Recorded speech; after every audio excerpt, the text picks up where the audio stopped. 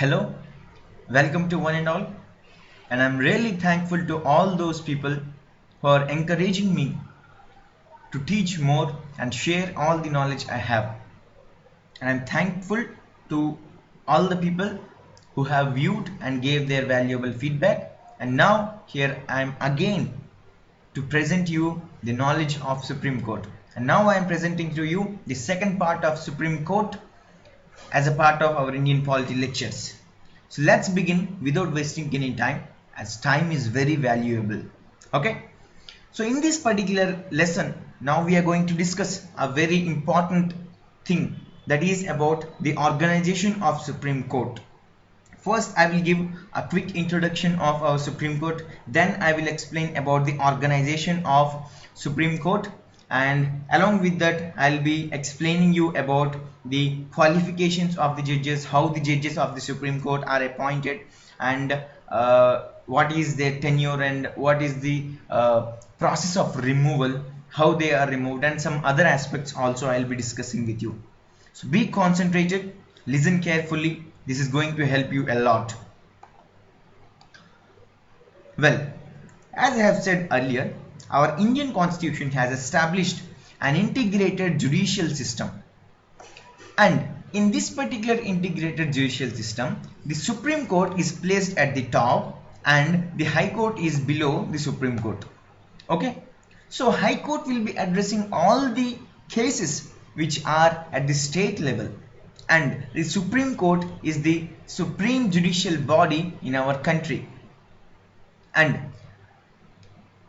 the single system of courts, the single system of courts was adopted as per the Government of India Act 1935. You need to remember this fact. Why? Because in UPSC examinations it may be asked in the form of a statement. Okay, so as per the Government of India Act 1935, our Indian Constitution, in our Indian Constitution we have adopted a single system of courts. Okay, and this particular single system of courts enforces both central and state laws. That's very important. Okay, and as I have explained you earlier that when and how our Supreme Court was inaugurated, actually on January 28th 1950 our Supreme Court was inaugurated. Clear? And now every topic which we discuss in Indian polity, we need to remember about the articles which are explaining the provisions related to that particular aspect, and in which particular part of our constitution those particular articles are mentioned. And now as we are discussing about the Supreme Court, so the provisions related to the Supreme Court are mentioned from article 124 to article 147 in part 5 of our constitution. Is it clear? You need to remember this. And so many people say that it's very difficult to remember the articles. See, I will give you an easy tip to remember these articles. Here we are talking about the articles related to Supreme Court. Look at this particular article, article 124. If you look at the numerical chronology, 1, 2, 3, 4 will be there. Now here 3 is missing, so that's why 1, 2, 4 is there. So in this way you can remember it very easily. So from article 124, the provisions related to Supreme Court are there in our constitution. So how to remember this article 124? 1, 2, 3, 4. This is the numerical order in which 3 is missing here and 124. Okay. And how to remember the last article, that is 147. See, look at this particular thing. Here it is 1, the first numerical, and the third one is 4. So here the first two numericals are 1 and 4. Okay, so here 1 and 4, and after that if you add up 4 plus 2 plus 1, it is total 7. So 147. In this way you can remember the articles which are explaining about the provisions related to Supreme Court. So from article 124 to article 147 in the part 5 of our constitution, there are provisions related to the Supreme Court of India. Is it clear? Now we'll move on to the next one. Now we are going to discuss a very important thing, that is about the organization of Supreme Court. Most of the questions which have arisen in the UPSC examinations previously, in those particular questions, whichever questions were there which were related to the Supreme Court of India, all those questions were based on the organization of Supreme Court. So that's why it's very important to understand the organization of Supreme Court. So let's begin. See, in our Supreme Court, there are totally 31 judges. How many judges? 31 judges are there, out of which one Chief Justice is there and 30 judges are there. So totally 31 judges are there. Actually, till the year 2009, there were only 26 judges, including the Chief Justice of India. But as the number of cases, the pending cases were piling up in front of the Supreme Court of India, then it was felt that the number of judges should be increased. Even now also, the number of judges present in the Supreme Court of India are not sufficient to clear all the cases pending in the Supreme Court of India, and there is a demand to increase the number of judges. But who knows what's going to happen? It's all in the government's hand. So actually what happened in 2009 is that the number of judges were increased from 26 to 31. So right now there are 31 judges, out of which one Chief Justice is there and 30 judges are there. Clear? Now we are going to discuss about the appointment of the Chief Justice as well as the judges. So let's begin with Chief Justice. Remember, the Chief Justice is appointed by President of India.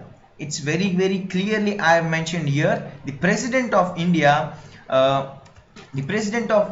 here appoints the Chief Justice of India.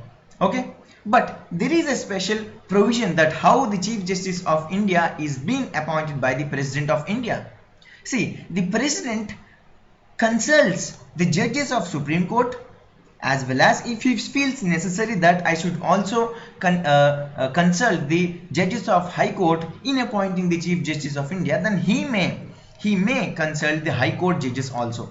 Basically, he consults the judges of Supreme Court only, and if he feels that it is necessary to consult the judges of High Court, he does the same thing.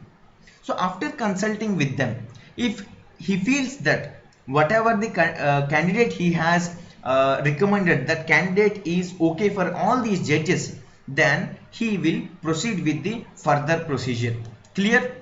And finally he will appoint the Chief Justice of India. Okay, I have explained you how the Chief Justice of India is appointed, but right now we need to know how the judges, the other judges are appointed by the President of India. Here the President again will appoint the other judges, the 30 judges. Okay, how many? The 30 judges. Okay, so these 30 judges will be appointed by the President itself, but here also he need to follow some particular procedure for appointing these particular judges. And what is that procedure? First thing, he will be consulting the Chief Justice first of all and such other judges of Supreme Court. So while appointing the judges of the Supreme Court, he will be first consulting the Chief Justice of India, then he will be consulting such other judges of Supreme Court. And if he feels that it is necessary to consult the judges and Chief Justice of High Court, then he may go for that and he may consult the judges of High Court also. Clear? After consulting with them, he will take the further action to appoint the judges of Supreme Court. Clear? Then remember that the consultation with the Chief Justice is obligatory while appointing the judges. So whenever the President of India is appointing the judges, it is important, it is mandatory for the President to consult the Chief Justice. Okay, it is very important point. We need to remember this point. Okay, as I have explained that the President will consult the Chief Justice of India while appointing the judges. But what does the Chief Justice of India will do when President consults Chief Justice of India? That's very important point. We need to understand that one. So let's move on to the next one. See, I have said that the President will be consulting the Chief Justice of India. Now the Chief Justice of India will do this thing. See, for the appointment of judges, we are following a system, and that system is the collegium system. What is this collegium system? We need to understand this thing. See, Collegium system means nothing but collegium means a group in which there will be four senior most judges of the Supreme Court. You can see here in the picture there is four judges. There are four judges. You can see the pictures. The first cute little boy, then the second, the third, and the fourth cute little senior most judge of Supreme Court. These are from Supreme Court only. So the four senior most judges from the Supreme Court combinedly form the collegium, and this collegium will decide whether a particular candidate is eligible or whether that particular candidate is fit for the appointment as a judge of Supreme Court or not. So out of these four senior most judges, if any two of these judges give an adverse opinion, then what will the CJI will do? The Chief Justice of India, he should not send that particular recommendation to the President. So actually what happens is that when the President of India consults the Chief Justice of India, then the Chief Justice of India will again consult the collegium, which consists of the four senior most judges of the Supreme Court. And for example, President have proposed person A to become the new judge of the Supreme Court. Then the Chief Justice of India will again consult the collegium system that whether we can appoint this particular person A as the judge of Supreme Court or not. Then these four senior most judges will fight among themselves, and then they will debate on this particular issue, that what are the qualifications, what are the assets, or what is the qualities that particular person A is possessing that he should become the judge of Supreme Court. Then after a long fight, out of these people, four people, if any of the three people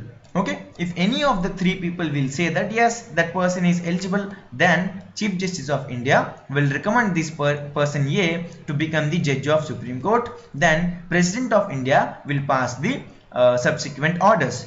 But what happens if any two of these four senior most judges will say no to that particular person A? Then automatically Chief Justice of India will not recommend this person A to become the judge of Supreme Court. Then President automatically drops the idea of appointing person A as the judge of Supreme Court. So remember, these four senior most people, the old and the intellectual senior most judges of Supreme Court, are a part of the collegium. Clear? Now I have explained it in a very easy manner. Now you can understand what is collegium system. Clear? Now let's move on to the next important thing. So out of these particular four, as I have said earlier, even if two of the judges of the collegium give an adverse opinion, then the CJI should not send the recommendation to the government. Clear? Then next most important thing I am going to discuss about is the National Judicial Appointment Committee or Commission. Okay, so what is the NJAC? It was recently in news in the past year 2016. So what is the story about NJAC? Basically, I have explained you what is collegium system. Collegium system was established for the purpose of appointing judges.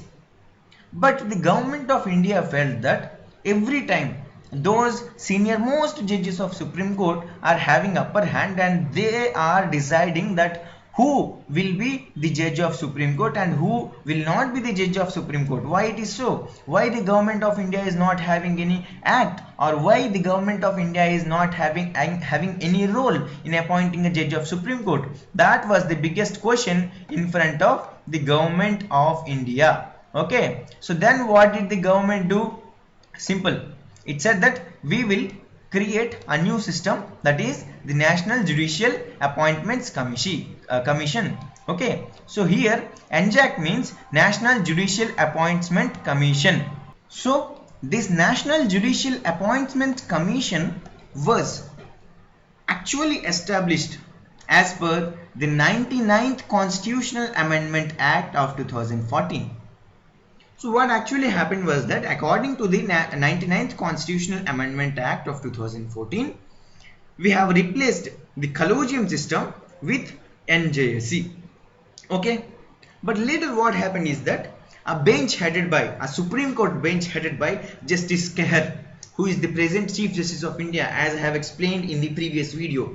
So a bench headed by him declared the NJAC Act and 99th Constitutional Amendment Act as unconstitutional and void. What do you mean by unconstitutional and void? Sometimes it is also called as unconstitutional and ultra vire. So these are some terms which indicate that whatever that particular rule or whatever that particular law or act has been made, that is not as per the constitutional provisions, and it is unconstitutional, and we should avoid that particular law, and that law doesn't fit to be implemented in our system of governance. Okay. So again what happened, as the Supreme Court declared NJSA as unconstitutional, so we have again implemented the collegium system. So now also the collegium system is operating. Clear? So now which system of appointing judges is there? Collegium system of appointing judges is present in our country. Okay, let's move on to the next important thing. And there is a convention which is being followed by our government, or say the Supreme Court, that this is a practice. What do you mean by convention? Convention means such a thing which is not mandatory, means it is not a thing which is mentioned in our constitution, but we people follow it as a part of tradition. So here there is a tradition which is also called convention, that the senior most judge, okay, the senior most judge of Supreme Court is being appointed as the Chief Justice of India. So every time the senior most judge of Supreme Court was appointed as the Chief Justice of India. So this was the convention prevalent at that particular time.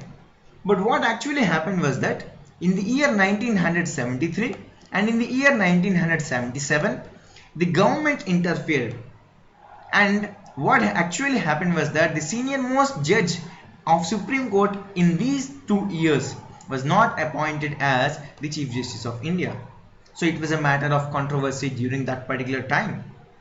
So now you people let me know who was that particular senior most judge who had a chance of becoming the Chief Justice of India, but he was very unfortunate that he couldn't become, and who was that person who became the Chief Justice of India instead of the senior most judge of the Supreme Court. So you need to comment those answers for this particular question in the below comment section. Clear? And now, later this discretion of government was curtailed by the Supreme Court. See, government interfered here, and the senior most judge of the Supreme Court was not appointed as the Chief Justice of India. So now the Supreme Court came into the light, and it said that no, the government's discretion should be curtailed. And in the second judge's case of 1993, which I have explained in the previous video, it says that the senior most judge of Supreme Court should alone be appointed as the Chief Justice of India. Clear? So who would be appointed as the Chief Justice of India? The senior most judge of the Supreme Court will be alone, should be appointed as the Chief Justice of India. Clear? Even now also the senior most judge of Supreme Court is appointed as Chief Justice of India. And who will be appointing? What is the procedure of appointment? I have explained you earlier. Clear? Now we will move on to the next important thing. Now, okay, we are appointing our senior most judge as Supreme Court Chief Justice, and we are appointing some particular people as the judges of Supreme Court. But here we need to understand that what are those qualifications based on which we are appointing those people as the judges or as the Chief Justice of India. The first and very common thing, that he should be a citizen of India. See, you cannot get Barack Obama and make him the Chief Justice of India. He should be the citizen of India. Is it clear? Then the next most important thing which you need to remember, and you people often get confused, is that can be appointed as a judge of Supreme Court should have been a judge of High Court for a period of 5 years. A person who can be appointed as a judge of the Supreme Court should have been a judge of High Court for a period of how much? 5 years. Okay, and or otherwise he should be an advocate of High Court for the period of 10 years. So remember, he should fulfill out of these two criteria one criteria, that either he should be a judge of High Court for 5 years, otherwise he should be an advocate of High Court for the period of 10 years. So out of these two qualifications, if that particular candidate possesses any one qualification, then he is eligible to be appointed as a judge of Supreme Court. Then next most important thing is that either he should be a distinguished jurist in the opinion of the president. And what do you mean by the distinguished jurist? Here distinguished jurist means nothing but an advocate or a judge who possesses some very important and special qualities, that he had appeared before court for fighting for justice for a different and very difficult case, and he has provided justice for so many poor people or some kind of other things like that, then that person may be considered as a distinguished jurist by the President of India. So it is his discretion. He may consider a particular judge as a distinguished jurist. Okay, so it is up to his opinion whether a person is a jurist, distinguished jurist or not. If he feels so, then he may decide him as the judge of Supreme Court. And remember, what is the minimum age for a person to become a Supreme Court judge? There is no minimum age prescribed for a person to become the Supreme Court judge in our constitution. So constitution is not saying anything about the minimum age requirement for a person to become the judge of Supreme Court. Then finally, if that particular person is possessing all these qualities, and if he is appointed by the president as the judge of Supreme Court, then he should subscribe to an oath or affirmation. Okay, and that oath and affirmation will be taken by that person under the guidance or in the presence of president or some other person who has been appointed by the president. Okay, in those circumstances that particular person will take his oath. Clear? The next, as we have discussed about the qualifications, now we are going to discuss about the tenure. See here, until the age of 65 years he can hold the office.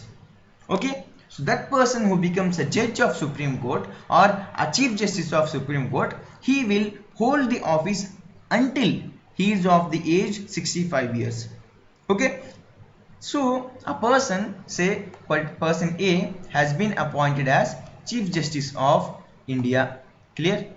So if that particular person is of 63 years and he has been appointed as Chief Justice, so he will be in that particular position just for 2 years. Clear? Not more than 2 years. Why? Because after 2 years his age will be 65. Clear? So as per the rules, if he attains the age of 65 years, he is not eligible to hold the office. So remember, he holds office until the age of 65 years. Clear? Then see, he may resign before attaining the age of 65 years. Okay, he may resign by addressing his resignation to the President of India. Okay, then finally there is one more condition where his tenure may be terminated or his term of office may be terminated. What is that particular criteria? That is removal. Either the Chief Justice of India or a judge of Supreme Court can be removed by the president on the recommendation of the parliament. So if parliament simply says that that person is not a good judge, please remove him, then president will just sign that particular resolution and that particular person will be removed? No, there is a big process and a very difficult process which we need to understand and which we need to keep that particular information in our brain. So now I am going to explain that particular topic in a very easy manner. So what is the procedure of removal of the judges or otherwise the Chief Justice of India by the President on the recommendation of Parliament? Okay. See, the removal procedure is that first thing, on what grounds the judge or the Chief Justice can be removed. First is proved misbehavior. The second one is incapacity. Any of these reasons is fulfilled by that particular person, he may be removed. Okay. But now what is incapacity? What is proved misbehavior? It is not mentioned in our constitution that what do you mean by proved misbehavior or incapacity. It is up to the parliament and a committee which investigates the thing and the president that what is to be considered as a proved misbehavior and incapacity. And even you people may understand what is incapacity and proved misbehavior. If that particular judge have done something wrong, okay, which is unethical and unconstitutional, then he may be removed. Or if he is of unsound mind, or if his behavior is very different, okay, then he may be removed. Clear? So these are the two grounds on which a particular judge or Chief Justice of India can be removed. So as per the Judges Enquiry Act of 1968, the process of impeachment is regulated. Clear? In a form of statement question, this particular statement may be asked. The Judges of Enquiry Act 1968 regulates the process of impeachment of the judges of Supreme Court. Clear? Then, and as usually, the removal resolution or the removal address is issued by the President itself. Though the power of removing that judge or Chief Justice is in the hands of President, but the entire game or match is played by the Parliament only. Clear? So now we need to understand how he is removed. So first, the removal process is such that first thing that the President issues the removal order only after an address by the Parliament has been presented to him in the session for such removal. And remember that particular address has to be supported by a special majority of each House of Parliament. Clear? So step by step we will understand the removal procedure. Clear? First thing is that a removal motion will be passed by, and that particular removal motion will be signed by 100 members from Lok Sabha and 50 members from Rajya Sabha. So 100 members from Lok Sabha and 50 members from Rajya Sabha, if they sign a removal motion regarding a judge of Chief Justice of India, then that particular motion is submitted to whom? The Speaker or the Chairman. If it is introduced in Lok Sabha, then it will be submitted to Speaker, or if it is introduced in Rajya Sabha, then it will be submitted to the Chairman. Then remember, it is up to the Speaker or the Chairman that he may admit that particular motion or he may refuse it. You need to remember this point, that the Speaker may admit that particular motion or he may refuse it. This may be asked as a question. Okay. The next most important thing. Okay, if that particular Speaker or Chairman have admitted that particular motion, then what happens? That particular motion will be further considered, and an investigation committee will be set up by the Speaker. Okay, so in that particular investigation committee there will be 3 members. Okay, it will be a 3-member committee. So in that particular 3-member committee there will be one cute little boy, that is the Chief Justice of India or a judge of Supreme Court. Clear? Then the second person will be the Chief Justice of any High Court. Clear? And the third one will be a distinguished jurist. So these 3 people will be the members of the investigation committee. Okay, if the investigation committee the report submitted by the investigation committee makes it clear that that particular judge or Chief Justice of India is guilty, then if he is found guilty, then the Speaker, what he will do? He will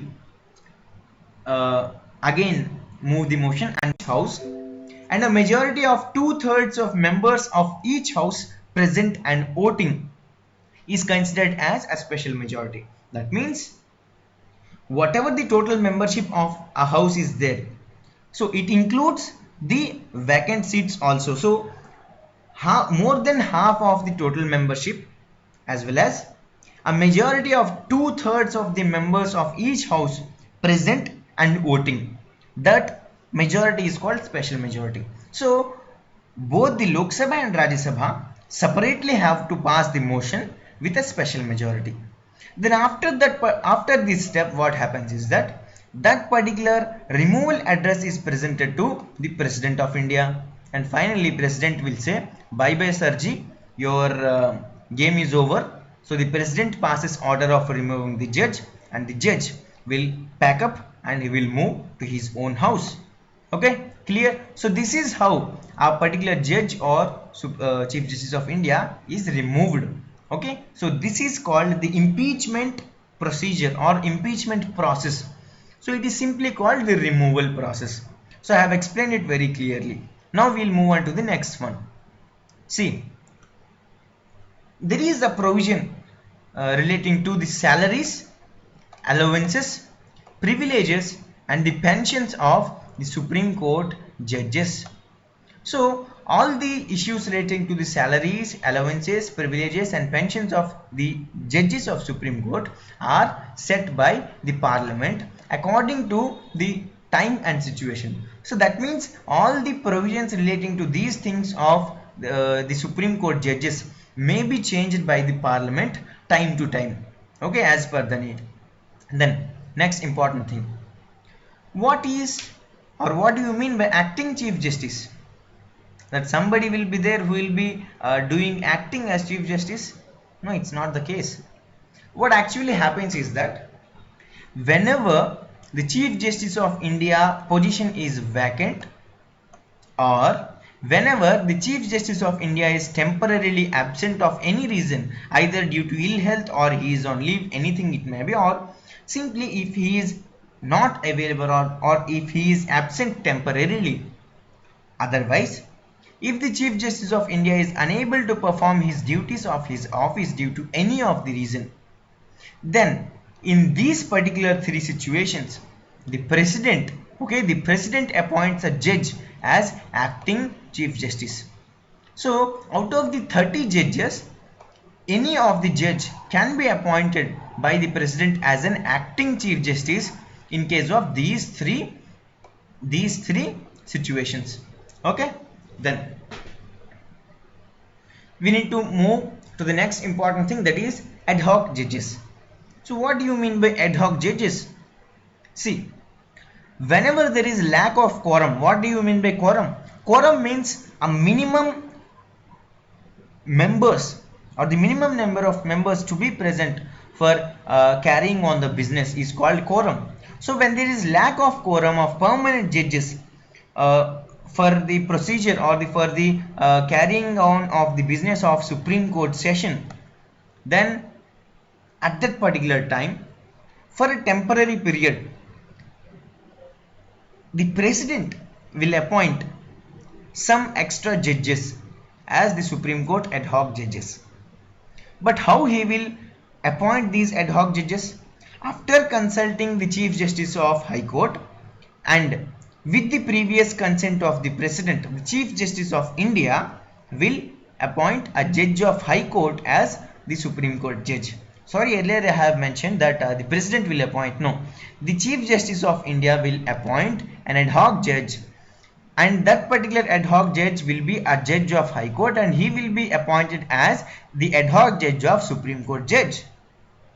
And how he will be appointed? After consulting the Chief Justice of High Court, that particular High Court, and with previous consent of President, that particular judge of High Court will be appointed as an ad hoc judge of Supreme Court by the Chief Justice of India. So that is what the ad hoc judge means. So this was all about the Supreme Court judges. And finally, one more thing. What about the retired judges? There is an issue regarding the retired judges. See, the Chief Justice can request a retired judge of the Supreme Court or a retired judge of a High Court who is duly qualified for appointment as a judge of Supreme Court to act as a judge of Supreme Court for a temporary period. So it doesn't mean that if he is retired, it doesn't mean that he should not work. If Chief Justice feels that that particular person should work in Supreme Court of India, then he may be called for rendering the services. Okay, so the Chief Justice of India can request a retired judge of Supreme Court or a retired judge of High Court to act as a judge of the Supreme Court for a temporary period only. So this is a small provision regarding the retired judges. So this was all about the organization of Supreme Court. In the next video, I will be explaining about the powers and functions of Supreme Court in a very detailed manner. And thank you all for the overwhelming support you people are giving me. And if you have any doubts or if you want me to make any important lecture on any important topic of history or of geography or of polity, please let me know by commenting on this particular video. And thank you all, and all the best to each and everyone who is preparing to succeed in their life, and wish you the best. Work hard, and hard work always pays. Thank you.